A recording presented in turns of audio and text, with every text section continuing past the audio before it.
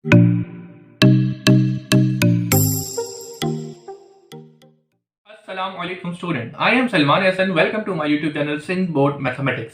Student, इस video के अंदर हम लोगों ने एक्सरसाइज 5.3 के क्वेश्चन नंबर 13 और क्वेश्चन नंबर 14 को कंप्लीट करना है। ठीक है जी स्टूडेंट, जरा देखिएगा अब हम लोगों ने कैसे करना है इनको। तो चलें जी आए स्टार्ट करते हैं। तो यहाँ पे मैंने क्वेश्चन नंबर 13 ले लिया है जो आपकी बुक में दिया था, f of x sine 2x minus x. तो उसको हूबहू मैंने यहाँ पे कॉपी कर लिया है और इसके अंदर जो मैं रेंज दी हुई है, लिमिट्स, वो जो क्या कहते हैं एक्स की जो वैल्यू दी हुई है वो कितनी होनी चाहिए, -1/2 से लेके π/2 तक। अब ये बेसिकली क्या है, बेसिकली आपको पता है π/2 किसको रिप्रेजेंट कर रहा होता है, 90 को। ठीक है, लेकिन ये माइनस का तो लाता ये माइनस का आ गया, उसी तरह π/2 पॉजिटिव 90 को रिप्रेजेंट करेगा। तो ये मैंने लिख के दे दिया ताकि किसी बच्चे को कोई मसला ना हो कि रेडियन में दिया तो डिग्री में कन्वर्ट करके दे दिया, क्योंकि अक्सर बच्चों को मसला हो रहा होता है। ठीक है स्टूडेंट, तो हमारी जो रेंज होगी वो -90 से लेके 90 तक आनी चाहिए एक्स की वैल्यू। ठीक है, तो चलें जी यहाँ स्टार्ट करते हैं और आपको उम्मीद है कि आसान लगेगा। तो सबसे पहले आपको पता है सोल्यूशन लिखा, क्वेश्चन है, क्वेश्चन के आगे सोल्यूशन लिखा। सोल्यूशन लिखने के बाद जो क्वेश्चन दिया हुआ है उसको आपने हूबहू कॉपी कर लिया। वो क्या दिया हुआ है, साइन 2x माइनस एक्स। ठीक है, तो अब आपको पता है कि क्या मालूम करना है, मैक्सिमम मिनिमम वैल्यू मालूम करनी है। ठीक है, तो उसके लिए हम क्या करते हैं, 6 स्टेप को फॉलो करने होते हैं जो ये लिखे हुए हैं। तो चलें जी स्टेप नंबर 1 सबसे पहले करते हैं। स्टेप नंबर 1 के अंदर हमें क्या करना होता है, स्टेप नंबर 1 के अंदर जो गिवन क्वेश्चन होता है उसको इक्वेशन 1 बना देते हैं। तो लिहाजा सबसे पहले यहाँ पे लिख भी देते हैं गिवन क्वेश्चन। अब गिवन क्वेश्चंस क्या है यहाँ पे जरा देखिए। गिवन क्वेश्चन हमें जो दिया होता है, f of x is equal to sine 2x जो एंगल लिखा होता है और माइनस एक्स। ठीक है, इसको क्या कह दिया, इक्वेशन 1 बना दिया। ठीक है जी, अब आगे चलते हैं स्टेप नंबर 2। स्टेप नंबर 2 के अंदर क्या करते हैं, स्टेप नंबर 2 के अंदर हम लोगों ने इसके ऊपर फर्स्ट डेरिवेटिव लेना होता है। तो चलें जी यहाँ पे लिख देते हैं सबसे पहले टेक फर्स्ट डेरिवेटिव। ठीक है स्टूडेंट, आगे देखते हैं। तो जरा देखिएगा क्या होगा, एफ ऑफ डैश हो जाएगा x इज इक्वल टू, जरा देखिए साइन का डेरिवेटिव क्या होता है, साइन का डेरिवेटिव होता है कोस x। लिखा हुआ x की जगह लिखा है 2x। तो अब आपने देखा यहाँ पे एंगल x से बढ़कर जो चीज लिखी होती है उसका डेरिवेटिव उससे मल्टीप्लाई होता है। तो लादा मैंने 2x का जो डेरिवेटिव था उससे मल्टीप्लाई कर दिया। फिर जरा देखिएगा माइनस लिखा है और डेरिवेटिव x का डेरिवेटिव क्या होता है 1, सिंपल। तो जरा देखिएगा क्या होगा, कोस 2x। अब आपको डेरिवेटिव लेना था इसका, तो जरा देखिए 2 बाहर आ जाएगा और x का डेरिवेटिव लेंगे तो x का डेरिवेटिव क्या बन जाएगा 1। तो 2 1 जा 2। तो लिहाजा 2 को जब मैं मल्टीप्लाई कर दूंगा तो उसको मैं सीधा करके देख देता हूं ताकि एक स्टेप हमारा बेफजूल में आगे ना बढ़े। तो इसको मैंने डायरेक्ट इससे आगे करके मल्टीप्लाई कर दिया है। तो यहाँ पे आपका फर्स्ट डेरिवेटिव होता है कंप्लीट। तो जब फर्स्ट डेरिवेटिव कंप्लीट होता है तो हम इसको क्या कह देते हैं, इक्वेशन नंबर 2। ठीक है स्टूडेंट, अब आगे चलते हैं। स्टेप नंबर 2 कंप्लीट होने के बाद क्या होगा, स्टेप नंबर 3 की बारी है। ठीक है, तो स्टेप नंबर 3 में क्या है, स्टेप नंबर 3 में हम सेकंड ऑर्डर ऑफ डेरिवेटिव लेते हैं। तो यहाँ पे लिख देंगे टेक सेकंड डेरिवेटिव। ठीक है, तो लिख दें टेक सेकंड डेरिवेटिव। तो सेकंड डेरिवेटिव में क्या होगा, यहाँ पे जरा देखें, F of double dash x. ठीक है, इज इक्वल टू कोस का डेरिवेटिव लेना है। तो जरा देखिए क्योंकि 2 बाहर निकलेगा, कोस का डेरिवेटिव क्या आएगा, कोस का डेरिवेटिव होता है माइनस साइन एक्स। लेकिन यहाँ पे क्या लिखा है 2x। तो आपको पता है x से बढ़कर जो चीज है उसका भी डेरिवेटिव मल्टीप्लाई होता है, तो लादा 2x को मैंने मल्टीप्लाई कर दिया। फिर आगे चलेंगे, क्या लिखा हुआ है -1, 1 का डेरिवेटिव क्या होगा 0। ठीक है स्टूडेंट, सिंपल।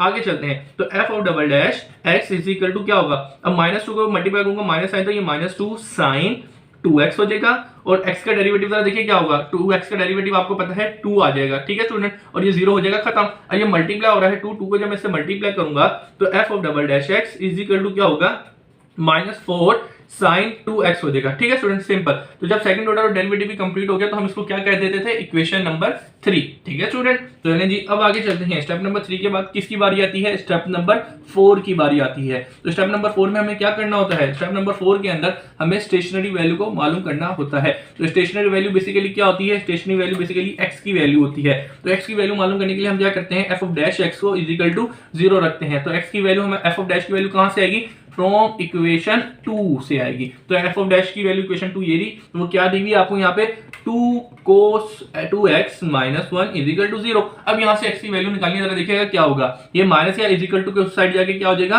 प्लस का हो जाएगा। इस बात को मानते हो या नहीं मानते, ठीक है। फिर क्या होगा, ये 2 मल्टीप्लाई और इधर जाके डिवाइड हो जाएगा। इस बात को भी तुम लोग मानते होंगे, बिल्कुल सीधा सीधा है। अब आगे देखिएगा क्या करना है, आपको यहाँ से x की वैल्यू चाहिए, तो कोस यहाँ पे बेफजूल आया है, तो लिहाजा कोस को उधर जाके इनवर्स भेजूंगा। ठीक है स्टूडेंट, तो भेज देता हूं। तो देखिएगा यहाँ पे क्या बचा मेरे पास, यहाँ पे मेरे पास 2x बचा और is equal to cos inverse 1/2 pi हो जाएगा। ठीक है, यहाँ पे कोस इनवर्स निकालना है। ठीक है जी स्टूडेंट, अब हमें क्या करना है, एक्स की वैल्यू चाहिए। तो जरा देखिएगा, सबसे पहले कोस इनवर्स भी तो निकाल लें।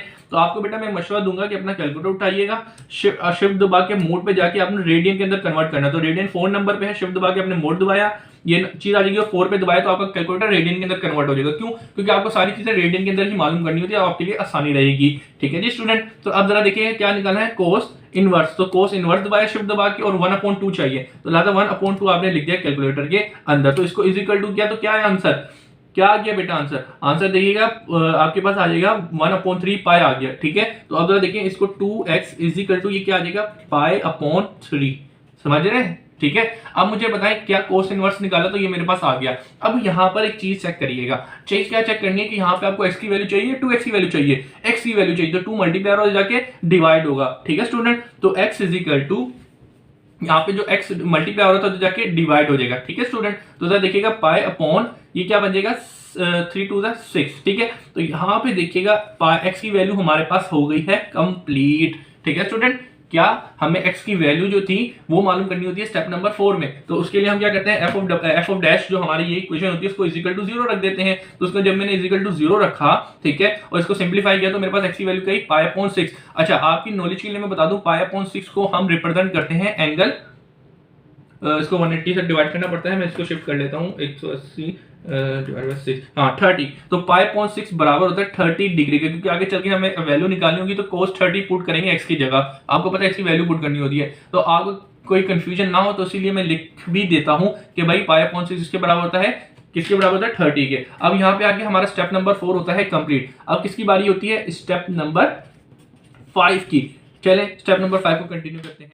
तो अब हमें स्टेप नंबर 5 को कंटिन्यू करना है। तो स्टेप नंबर 5 के अंदर हम लोग क्या करते हैं, स्टेप नंबर 5 के अंदर हमें चेक करना था कि रिलेटिव मैक्सिमम है या मिनिमम। तो लिहाजा सबसे पहले यहाँ पे लिख देते हैं रिलेटिव मैक्सिमम या मिनिमम है। ठीक है, यहाँ पे लिख दिएगा, तो वो हेडिंग डाल दी। अब मैक्सिमम रिलेटिव चेक करने के लिए क्या करते हैं, एफ ऑफ डबल डैश के अंदर x की वैल्यू को पुट करते हैं। ठीक है जी स्टूडेंट, तो x की वैल्यू आपने क्या निकाली है, पाई/6। ठीक है जी स्टूडेंट, सिंपल। तो एफ ऑफ डबल डैश की वैल्यू कहां से मिलेगी, फ्रॉम इक्वेशन 3। तो आप -4 sin 2x लिख दिया। ठीक है, अब यहाँ पे चाहे तो रेफरेंस भी दे दें। अब x की वैल्यू पुट करते हैं, x की वैल्यू क्या है, पाई/6। ठीक है जी स्टूडेंट, अच्छा पाई/6 किसके बराबर होता है, 30 के बराबर होता है। इस बात को भी याद कर लीजिएगा, अगर आपको कोई मसला होता है तो आप डायरेक्ट डिग्री के अंदर भी पुट कर सकते हैं। ठीक है स्टूडेंट, चलें आगे चलते हैं। -4 sin, आगे क्या लिखा हुआ है, 2 इंटू x की वैल्यू क्या लिखेंगे, x की वैल्यू आप लिखेंगे पाई/6। ठीक है जी स्टूडेंट, सिंपल। अब इसको सिंप्लीफाई करते हैं, जरा देखिएगा, F of dash pi is equal to -4 sin।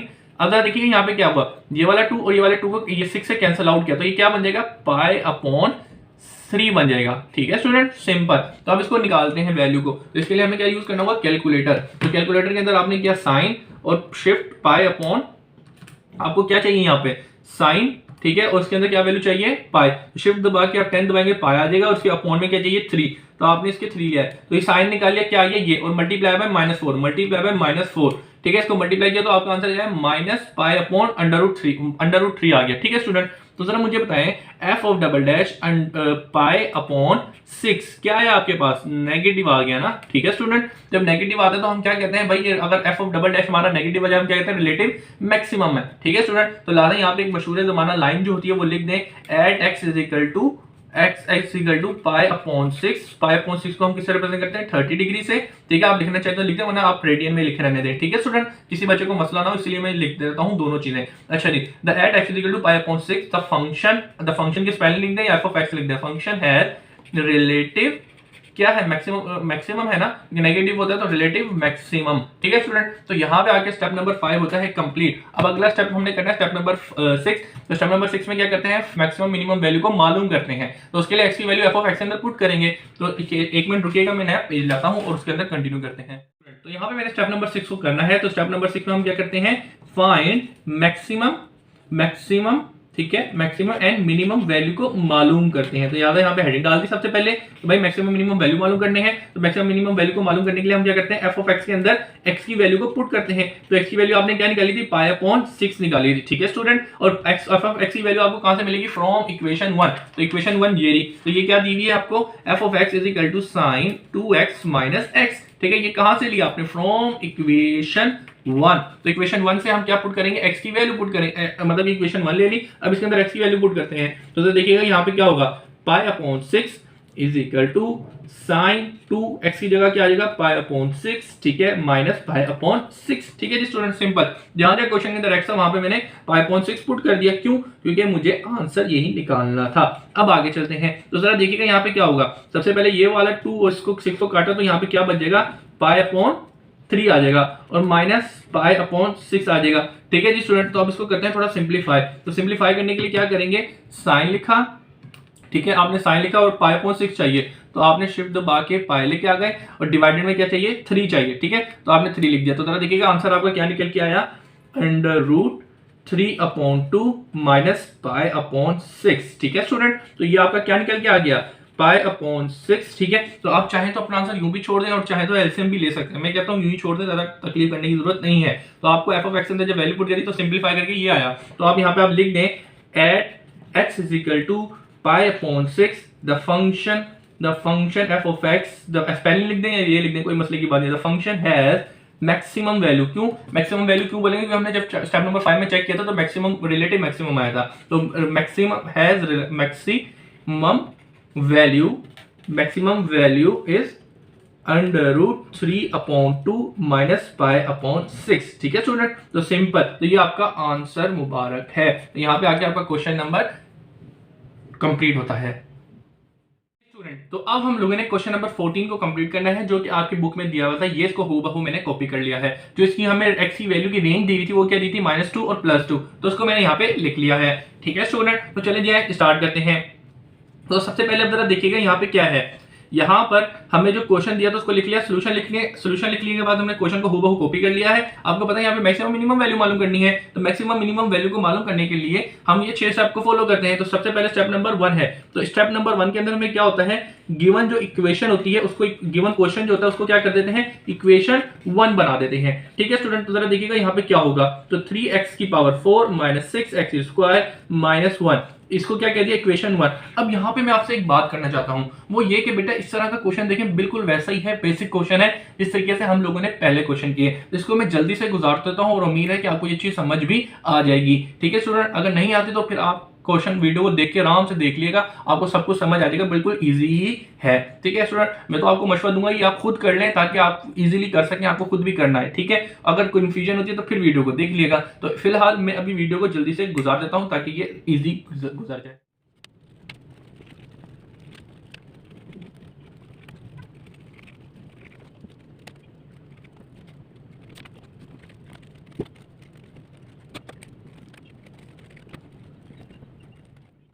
तो अब जरा देखिएगा यहां तक हम लोगों ने क्या किया है वो देख समझा देता हूं, फिर हम कंटिन्यू करते हैं।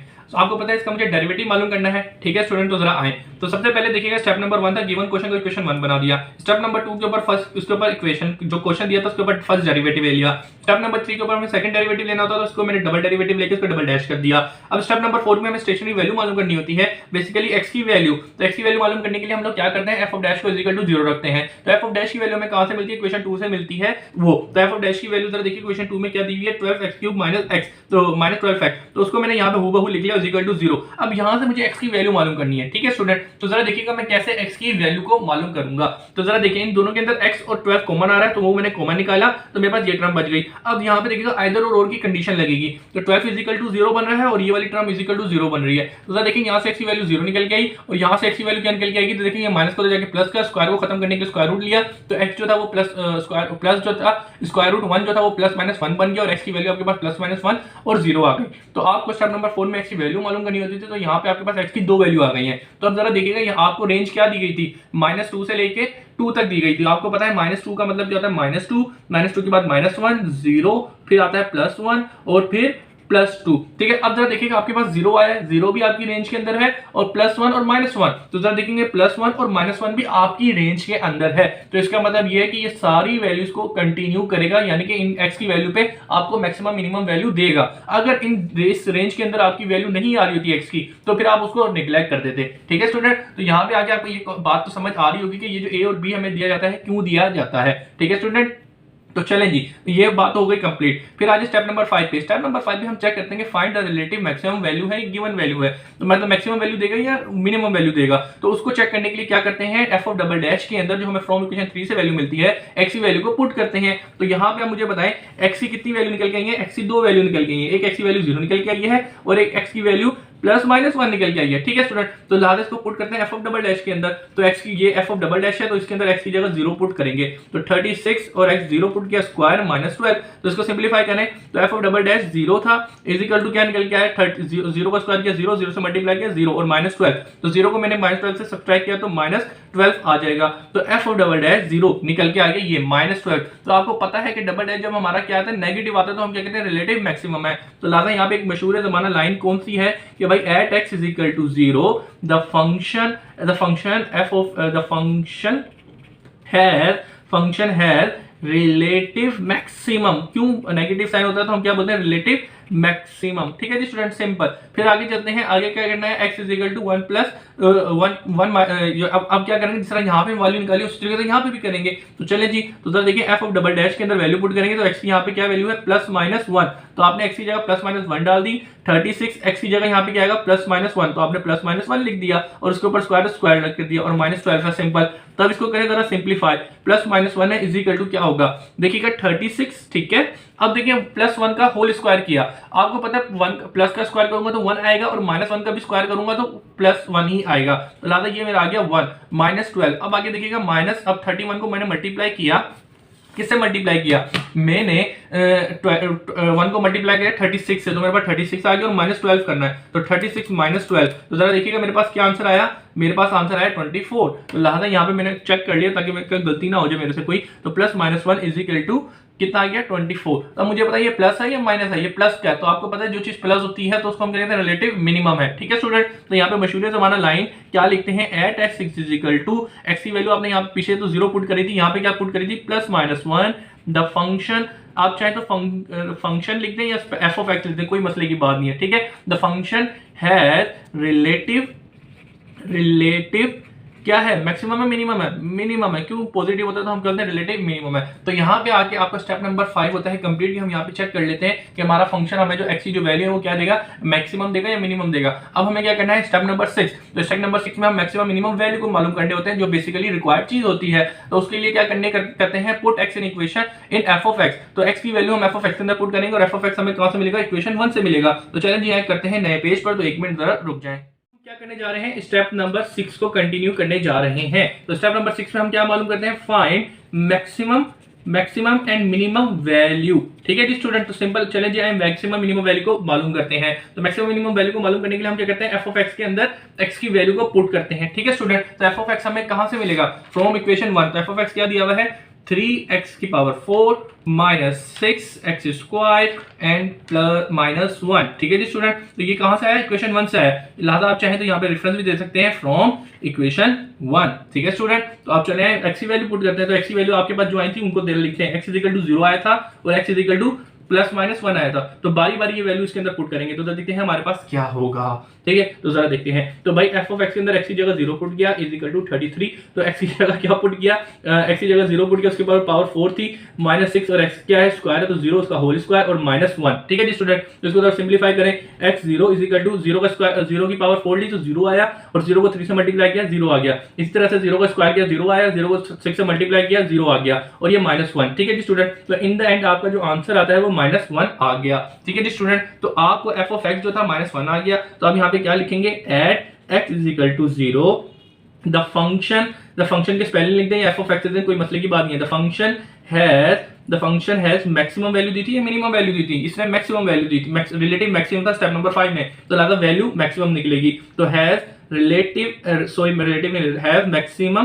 मैक्सिमम वैल्यू रखता है, मैक्सिमम वैल्यू कौन सी कितनी वैल्यू निकली, -1। तो this is your answer one sided. लेकिन आप इसी तरीके से यहाँ पे भी हम लोग आंसर निकालेंगे। तो जरा देखें एफ ऑफ एक्स के अंदर हम एक्स की वैल्यू पुट करेंगे तो यहाँ पे क्या है, +-1 1 is equal to 33 plus minus 1 की पावर 4 माइनस 6 प्लस माइनस 1 की पावर 2 और माइनस 1। ठीक है जी स्टूडेंट, तो अब जरा देखिए plus minus 1 is equal to क्या होगा।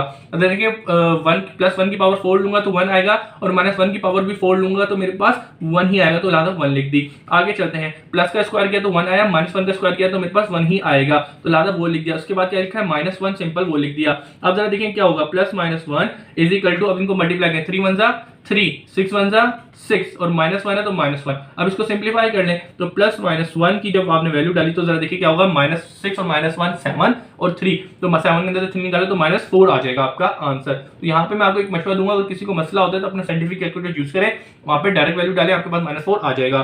ठीक है स्टूडेंट, तो यहाँ पे आपको एफ ऑफ एक्स की वैल्यू आ गई। जब एफ ऑफ एक्स की वैल्यू आ जाती है तो हम क्या लिखते हैं, at x is equal to plus minus 1 the